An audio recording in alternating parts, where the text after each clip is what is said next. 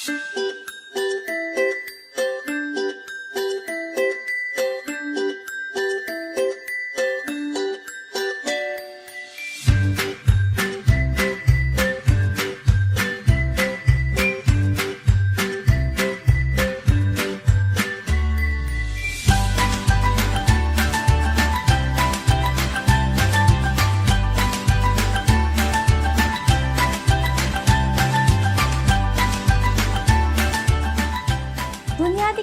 en talaylik bola.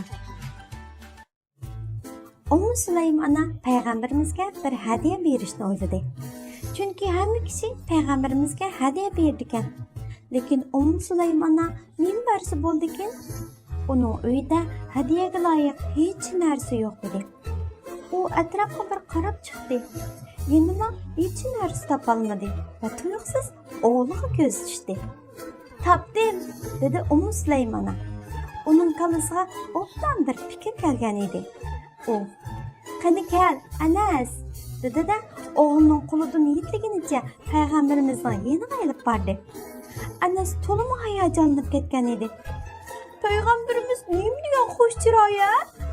Anas hozir qadar bunday xush chiroy insonni ko'rib boqmagan edi.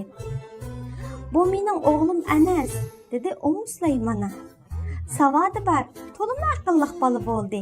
Uni ishlaringizga yordamlashsin deb elib keldim." Peygamberimiz Anasni to'liq yoqtirib qoldi. Anasmi Peygamberimizni nihoyat yaxshi ko'rib qoldi. Shuningdan e'tiboran ular 10 yil do'st bo'lishdi.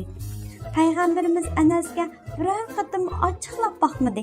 U sho'xlik qilsimi, xatolik o'tkazsimi, aslo ochiqlanmaydi. Uni Anasim, o'g'lim deb chaqiradi. Anas dunyodagi eng baxtli bola edi.